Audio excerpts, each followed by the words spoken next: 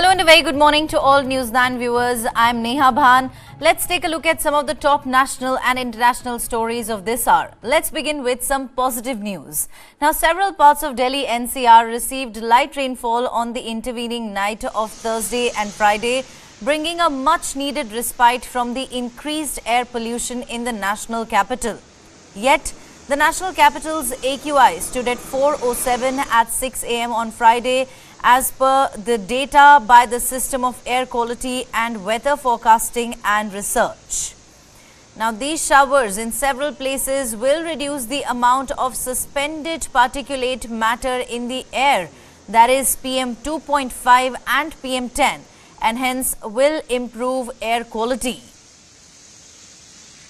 Now, this came amid the Delhi government's ongoing efforts to implement the idea of artificial rain through cloud seeding, which will be attempted around the 20th of November to curtail the pollution situation in the city. Now, currently, Stage 4 of the Graded Response Action Plan has been implemented in the national capital after the city's air quality plummeted to the Severe Plus category. Now, right on your screens, visuals from 9th of November and 10th of November. If we compare today's visuals from that of yesterday, in fact, comparison is quite visible. 9th of November, Delhi completely engulfed in smog, and 10th of November, thankfully, Delhi received some respite following rainfall, and there the sky has cleared up. AQI in Ashok Vihar at 462, in RK Puram at 461, in Punjabi Bagh at 460, and in ITU at 464. Now, amid high pollution levels in the national capital, the Delhi Traffic Police has also issued over 1,300 challans in a single day to vehicle owners driving without PUC certificates. Several parts of Delhi-NCR received light rainfall on the intervening night of Thursday and Friday, bringing a much-needed respite from the increased air pollution in the national capital. In the past few days, the situation continued to deteriorate, and thankfully, now it's a rain relief from pollution as rain has cleared up Delhi-NCR region just ahead of Diwali.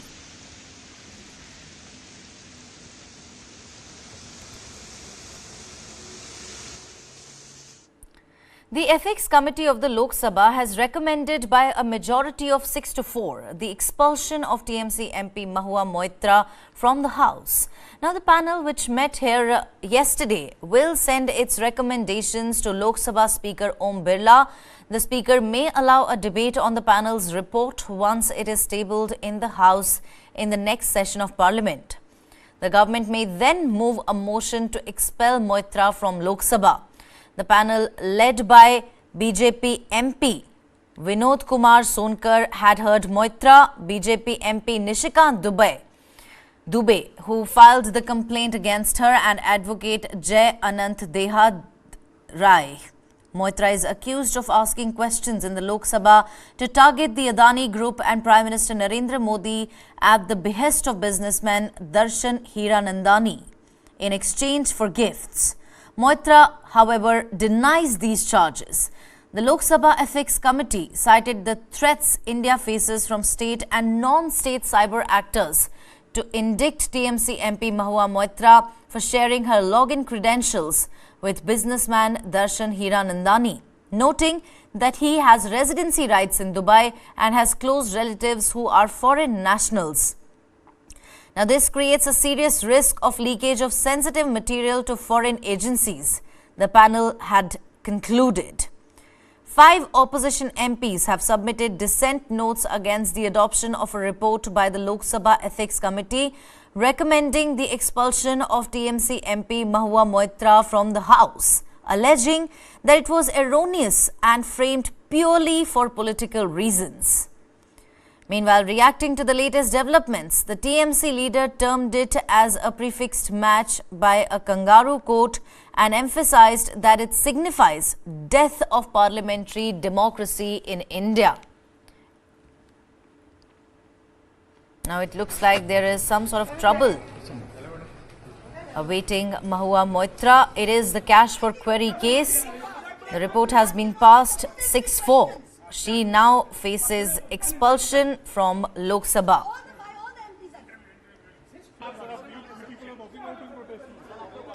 Mahua Moitra, the TMC MP, had shared her login credentials with businessman Hiranandani, who also is in the heart of this particular row.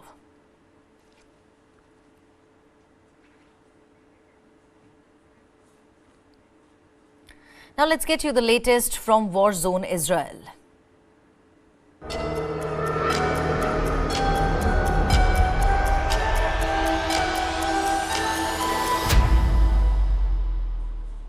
Now, it has been over a month since Hamas initiated a deadly war against southern Israel, resulting in the deaths of about 1,400 people and the abduction of over 220 Israeli individuals as hostages. Since then, Israel has been conducting airstrikes and ground operations in Gaza. Let's take you through the latest updates on day 35. Now, right on your screens, US states that Israel has agreed for 4-hour daily pauses in military operations in Gaza. 4-hour pauses won't affect war efforts. That is what the Israeli defense minister has stated. At least 10,812 Palestinians and nearly 4,500 children have been killed. That is what the Gaza Health Ministry has stated. Now, a UN report has stated that Israel's war could set Gaza and West Bank economy back decades.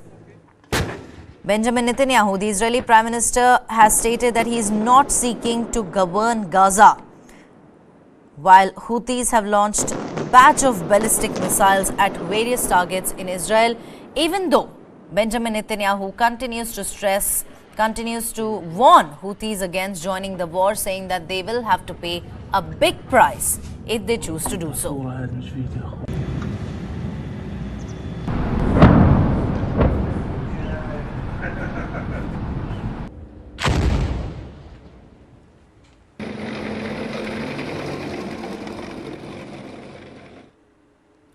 Now, France is hosting a week-long international humanitarian conference on Gaza in Paris. Some 80 countries and international organizations met in Paris on Thursday to coordinate aid and assess how to help the wounded in the Palestinian enclave of Gaza.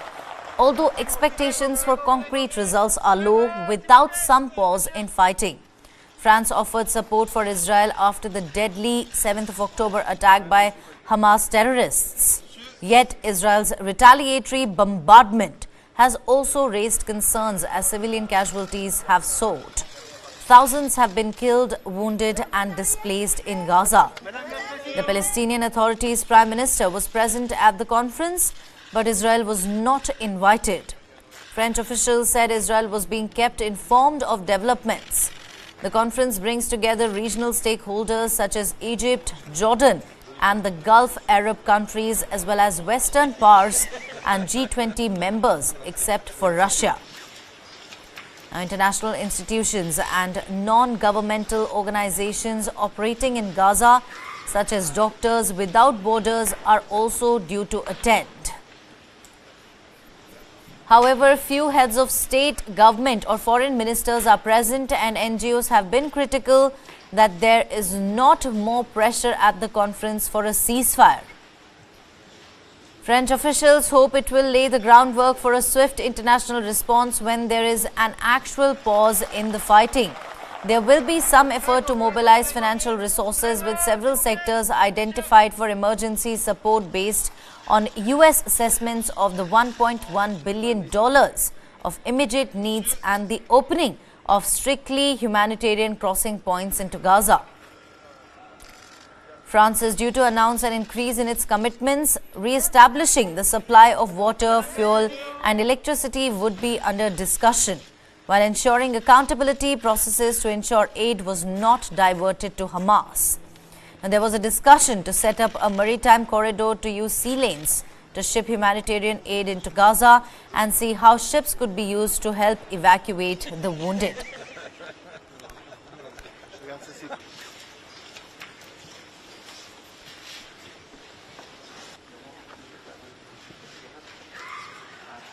Excellencies, ladies and gentlemen. President Macron, thank you for hosting this conference. We are here to support civilians in Gaza. Of course, nothing justifies the abhorrent acts of terror by Hamas in Israel on 7 October, which I utterly condemned. Israelis and others were brutally killed or abducted, and I call once again for the unconditional return of all hostages.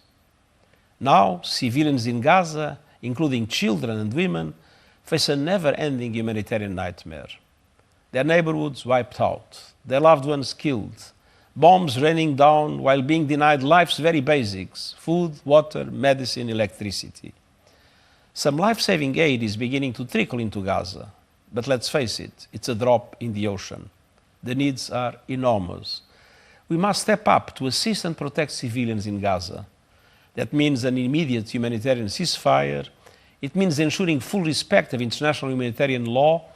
It means protecting hospitals, UN facilities, shelters, and schools. It means unfettered, safe, and sustained access to bring and distribute supplies at much greater scale, volume, and frequency, including fuel. And it means investing in the $1.2 billion humanitarian appeal that the United Nations has just launched to help the people of Gaza. I urge your support.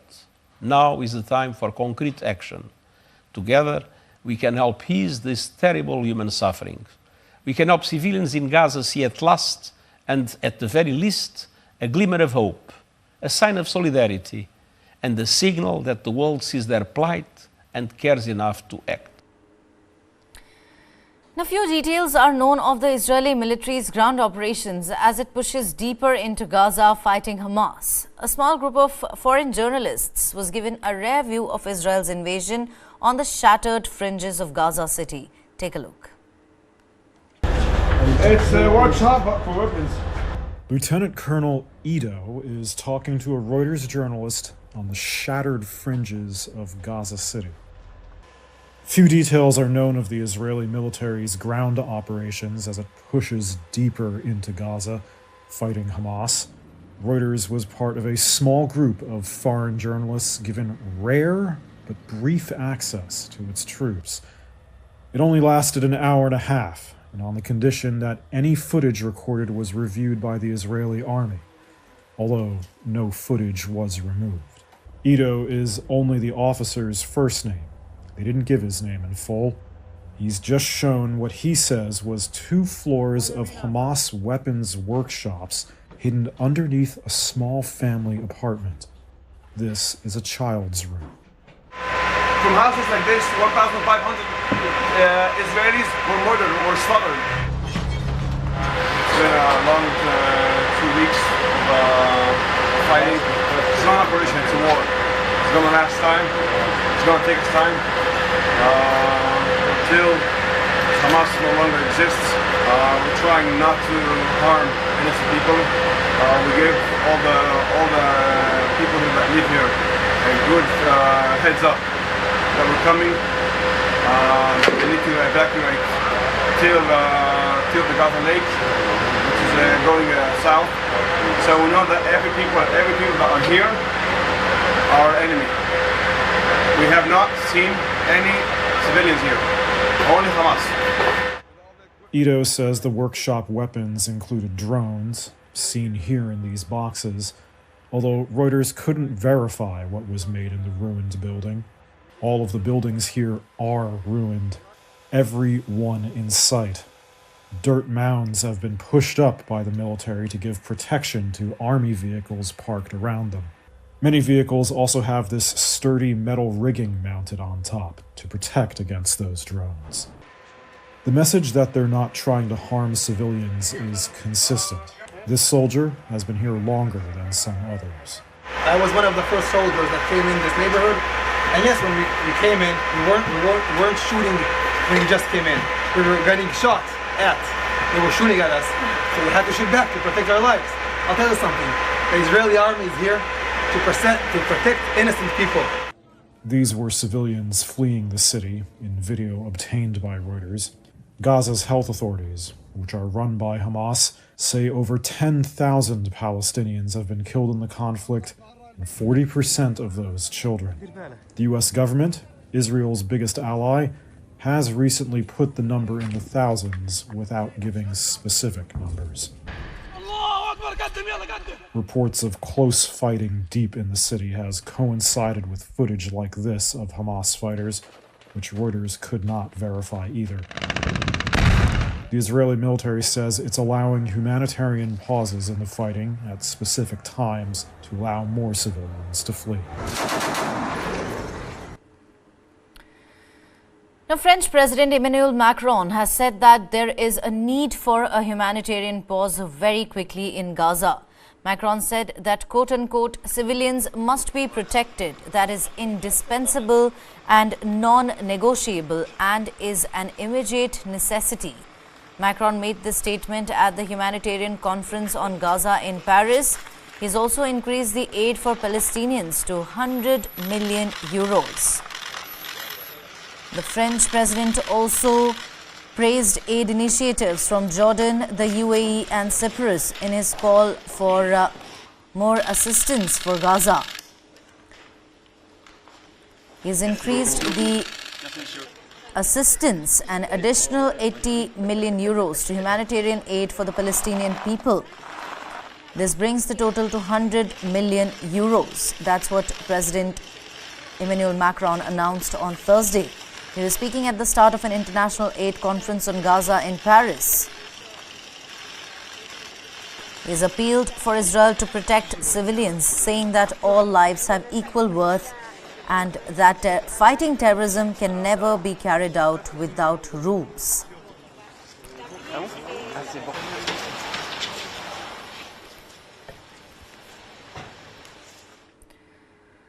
The UN High Commissioner for Human Rights, Volker Turk, said that war crimes have been committed by both Israel and Hamas in the ongoing conflict. He said that Hamas's October 7 attack were a war crime, but he also added that the collective punishment of Palestinians by Israel in Gaza is a war crime. He stated, and I quote, "The atrocities perpetrated by Palestinian armed groups on 7th of October were heinous. They were war crimes, as is the continued holding of hostages." He stated at the Rafah crossing in Egypt on the border with Gaza, adding the collective punishment by Israel of Palestinian civilians is also a war crime, as is unlawful forcible evacuation of civilians. That's the UN High Commissioner for Human Rights, holding both Hamas and Israel guilty of war crimes. Rafah crossing has been the symbolic lifeline for the last month for the 2.3 million in Gaza. The lifeline has been unjustly, outrageously thin. These are the gates to a living nightmare. A nightmare where people have been suffocating under persistent bombardment, mourning their families, struggling for water, for food, for electricity. U.S. Secretary of State Antony Blinken arrived in Delhi on Thursday night primarily to attend the India-US 2+2 Foreign and Defense Ministerial Dialogue. The 2+2 dialogue will take place on Friday. United States Defense Secretary Lloyd Austin has already reached Delhi. The Indian side at the dialogue will be led by Defense Minister Rajnath Singh and External Affairs Minister S. Jaishankar. Now, the two sides would also discuss the Indo-Pacific region, Russia and Ukraine war, along with bilateral issues. Delhi is a part of the Quad Alliance alongside the United States, Australia and Japan, a grouping that positions itself as a bulwark against China's growing assertiveness in the Asia-Pacific region. Now, Washington hopes a tighter defense relationship with help wean India of Russia, New Delhi's primary military supplier. Blinken arrived in New Delhi late Thursday from South Korea, the latest leg of a marathon trip that has included a G7 foreign ministers meeting in Japan, which sought to find common ground on the Gaza conflict, and a whirlwind tour of the West Asia.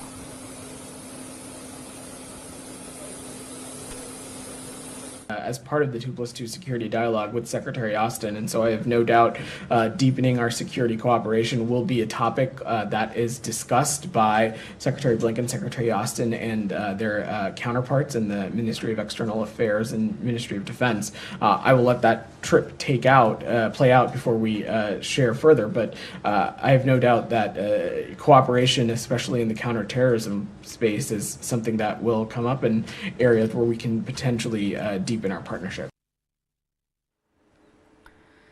Now, concluding a two-day meeting in Tokyo, Antony Blinken stated that there is a potential for a transitional phase regarding post-conflict governance in Gaza.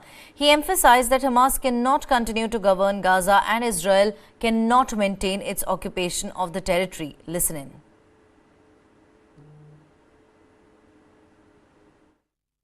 We had in-depth discussions about the steps that we are taking to address urgent needs on the ground.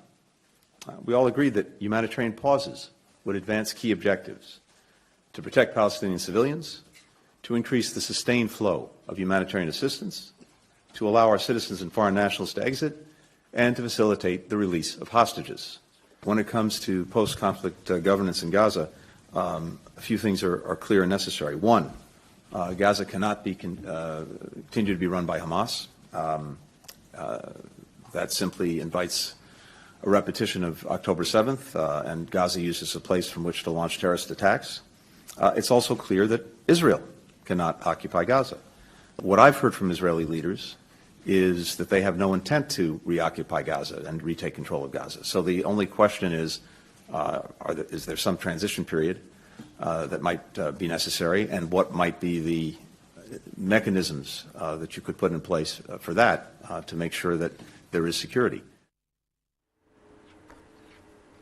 Now, Saudi Arabia will host summits of Arab and Islamic nations, including Iran, in the coming weekend to discuss the Israeli-Palestinian conflict. The meeting aims to find a framework to stop the war in Gaza. The back-to-back summits in Riyadh could signal the start of a higher-profile diplomatic push, with Saudi Arabia taking advantage of its position as a historic champion of Palestinians, combined with its interest in potentially recognizing Israel one day and undercutting the Iranian influence in the region. Saudi Arabia will host summits of Arab and Islamic nations to discuss the Israel-Hamas war.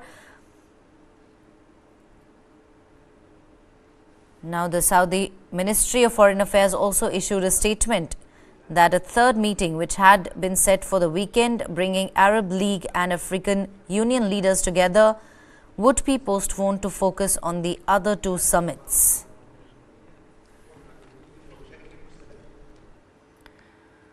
The United Nations has said that conflict in Gaza is a wildfire that could spread across the region. UN Aid Chief Martin said that allowing the situation to continue in the enclave would be a quote-unquote travesty.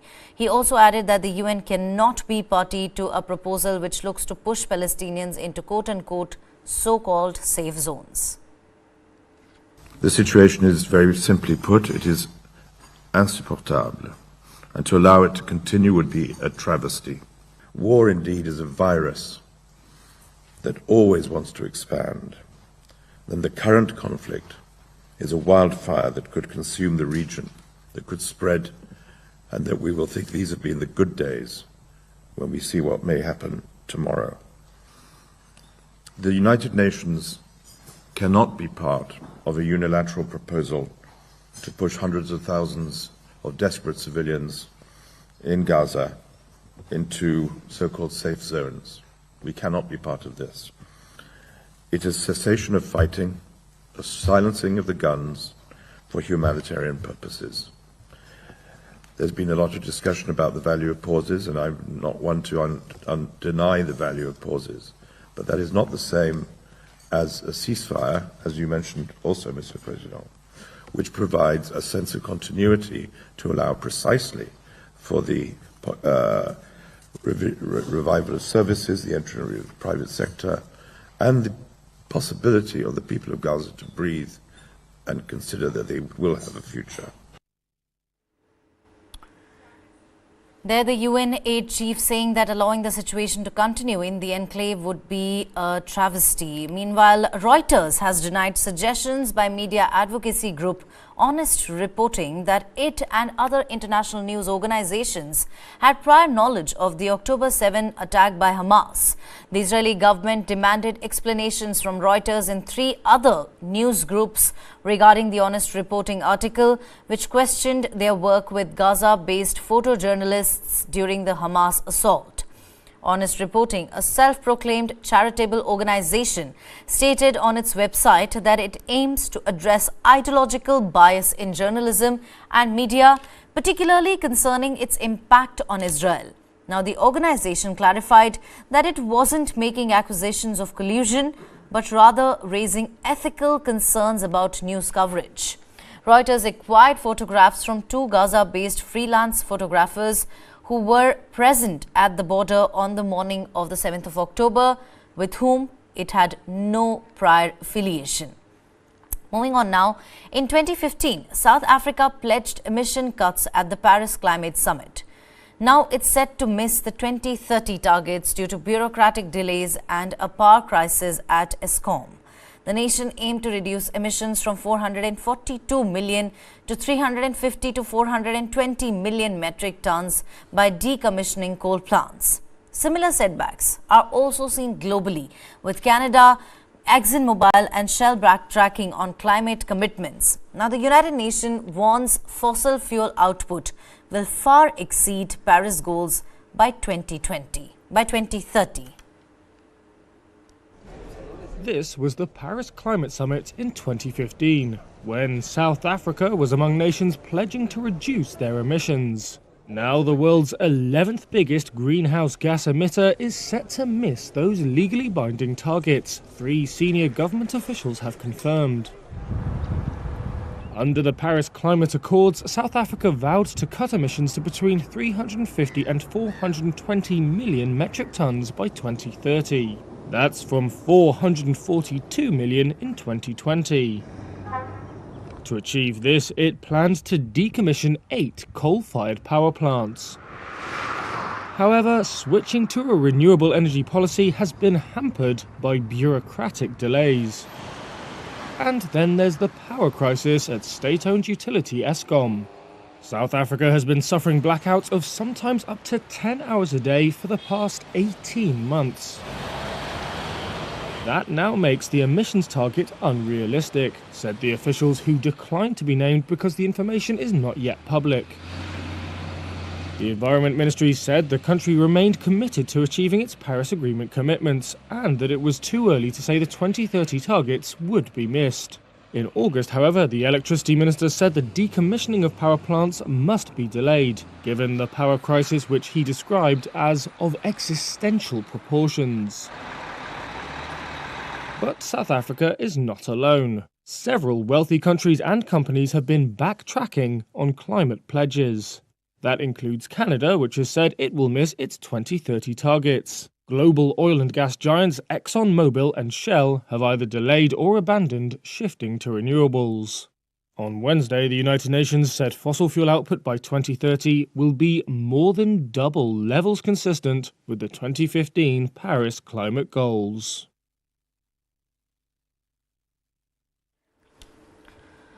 A report on climate change claims that 2023 is guaranteed to be the hottest year on record due to unprecedented temperature. The report was published by the Copernicus Climate Change Service. Now, Deputy Director of CCCS added that October 2023 has been identified as the warmest October globally. She emphasized the pressing need for urgent and immediate climate action leading up to COP28.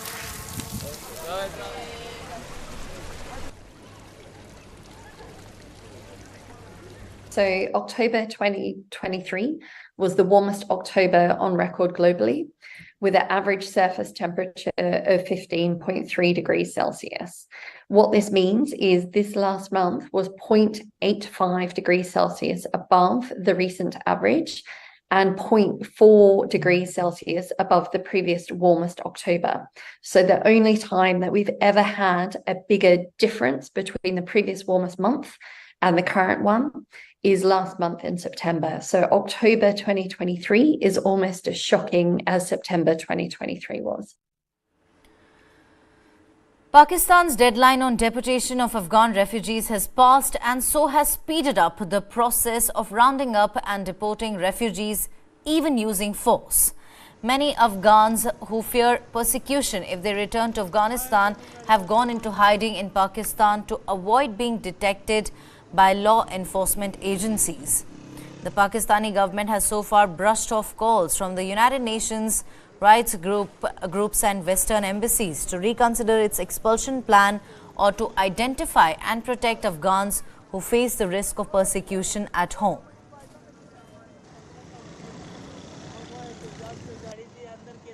My life was totally in danger, so because of this I left all my dreams, all my things in Afghanistan. I left my families, whatever I have actually job, I left my job, and I just escaped from Afghanistan.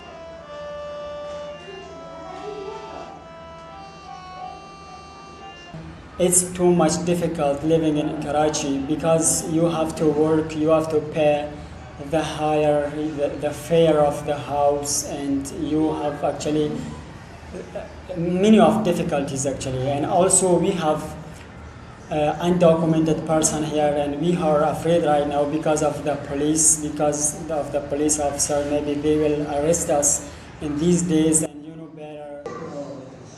Talking. Actually, you know, the situation is getting good. You know, finding a job is also here very difficult for the people. But right now, we don't know actually. Our future is totally unknown, and we don't know. Maybe we will arrest. Maybe the police officer maybe will arrest us today or tomorrow, or in the other days. We actually don't know about this case. But we hope that,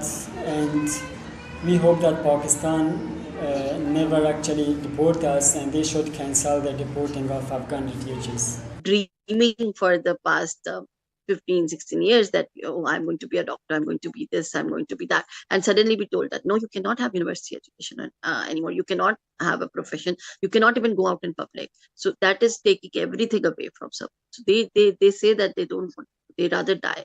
So, and there are people who don't even have the choice, you know, for them, they cannot go. Because of their faith, they cannot go. They are the religious minority. They cannot go. Reham Harb's cat survived an Israeli airstrike in Gaza, except for one that ran away when their home was bombed. After returning from the Arab Gulf, the family and their feline companions now live in a makeshift camp, finding comfort in each other's presence. Take a look.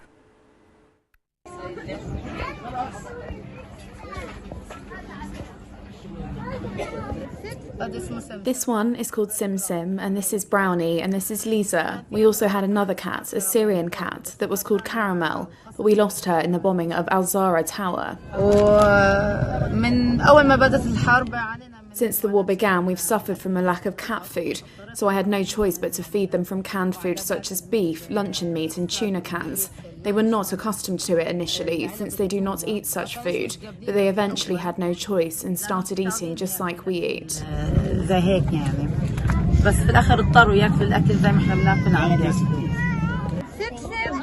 Sim Sim is a living thing just like us, who is going through our suffering as well, has fears like we do, and this is not his home, nor is he eating his food. ولا حتى هو بياكل اكله. شو اسم عصفورك؟ ايش اسم العصفور؟ رد على امك يا فتح. قول لها حبيبي. بس حبيبي وين؟ تشربت.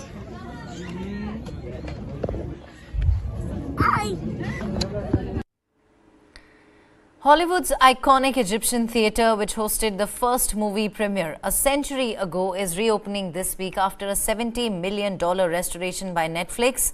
The streaming giant spent 3 years preserving its original design, bringing it back to its former glory. Netflix plans to host premieres and special events at the theatre. We have some reactions coming in. Let's listen in. It's even better than I thought it would be because it was a long haul. The Cinematheque was having its financial problems. We're a nonprofit organization, and with the change in the world and the culture and technology, we were struggling. And then epitomized by the state of the Egyptian, which was deteriorating, as old 100-year-old theaters would.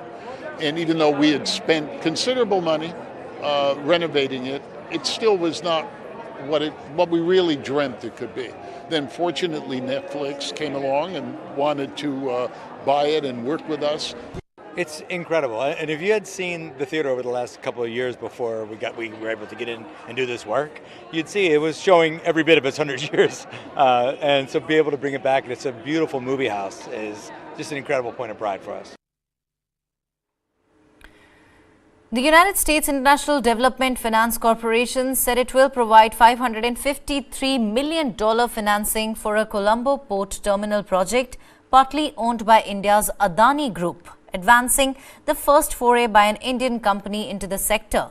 Sri Lanka, an islet off India's southern coast, is mired in its worst financial crisis in over 7 decades after its foreign exchange reserves ran to record lows last year, forcing its economy to contract by 7.8% in 2022.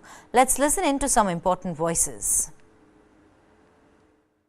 A project that creates jobs for local communities, a project that supports economic growth at a time of high need for economic growth, a project that makes a difference for the national economy and truly for the international economy by having more capacity for deep water transshipment, the realities in this region, and for global trade, make this a critical addition to our global. This magnitude of an investment and the transformation gives a very, very positive signal to the world that Sri Lanka is ready for investment, Sri Lanka is ready for transformation, and Sri Lanka has a lot of potential. As a leader in the region and a logistic hub and a partner who works with everyone in the world, we take a lot of pride in doing that, for being a part of our progress. Thank you. Russian President Vladimir Putin arrived on Thursday to Astana for a rare visit abroad. He was welcomed in the airport by the President of Kazakhstan. Now, Thursday's visit is Putin's third known trip abroad since the Hague-based International Criminal Court issued an arrest warrant in March for the Russian leader on war crime charges, something Kremlin strongly rejects. Kazakhstan, like China and Kyrgyzstan, is in fact, the two other countries Putin has visited recently is not a signatory to the ICC.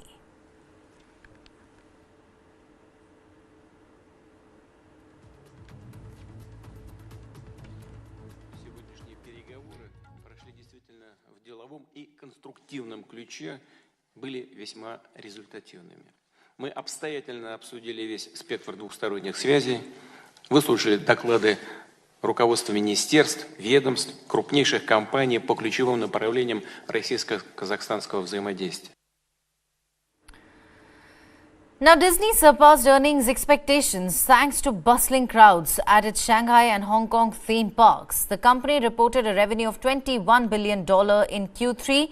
Disney's Experiences Group, including theme parks and Disney Plus, boosted operating income. Despite a dip in ad revenue, streaming gains and cost-cutting efforts led to a 4% rise in after-hours trading, indicating confidence in CEO Bob Iger's strategy. Have a look at this report. Walt Disney exceeded Wall Street's earnings expectations on Wednesday thanks to eager crowds at its Shanghai and Hong Kong theme parks. The company posted third-quarter revenue of just over $21 billion. Disney's newly named Experiences Group, which includes its theme parks, resorts, cruise lines and consumer products, pulled operating income up by nearly a third from a year ago. Adding to the gains, it said Disney Plus brought in nearly 7 million new subscribers in the 3 months up to September 30th. It also slashed quarterly losses across streaming, which includes Hulu and ESPN Plus. All that offset a drop in advertising revenue at television network ABC and Disney-owned TV stations amid declining viewership. Shares in the company rose 4% in after-hours trade, signaling investor confidence in CEO Bob Iger's aggressive cost-cutting.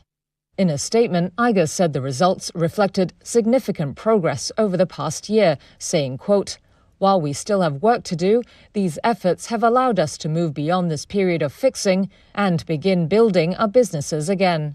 Disney says its cost cuts are now on track to hit $7.5 billion. That includes thousands of jobs axed this year. Interim Chief Financial Officer Kevin Lansbury also said the company plans to ask its board to bring back a dividend payment to shareholders by the end of 2023. Now, Italy's government is hailing a historic plan to send seaborne migrants to Albania under a deal announced this week, which will allow Italy to build one migrant reception center and one detention camp in the country. Take a look at this report. Italy's government is hailing a historic plan to send seaborne migrants to Albania under a deal announced this week, which will allow Italy to build one migrant reception center and one detention camp in the country. According to official documents seen on Wednesday, Albania will hold a maximum of 3,000 migrants at any one time. It's part of an EU drive to clamp down on irregular immigration and represents the first time a non-EU country is accepting migrants on behalf of an EU nation. More than 145,000 sea migrants have arrived in Italy so far this year. Italian Prime Minister Giorgia Meloni said as many as 36,000 migrants could pass through Albania camps each year, but that depends on how quickly Italy can process asylum cases. Meloni said the aim is to examine cases within 28 days, but experts say red tape might get in the way, and lengthy procedures could place an unjustified burden on the migrants. Experts also noted that repatriating failed applicants is hard, given the lack of return deals with migrants' home nations. Amnesty International's Serena Chiodo said the Italy-Albania deal violates migrants' rights. The automatic detention of persons is forbidden by international law. And to bring people from Italian ships directly to Albanian territory, to detain them in closed facilities, would be an application of the violation of automatic detention. And this worries us greatly. We expect this agreement to be cancelled. The camps will operate under Italian jurisdiction and should open in spring 2024. The protocol states that Italy will shield Albania from any cost from court action against the legally contentious plan. Well, with that, it's a wrap on this edition of the Bulletin. Thank you very much for watching. A very happy Diwali to you. In fact, I'll sign off for now. See you soon. Thank you very much.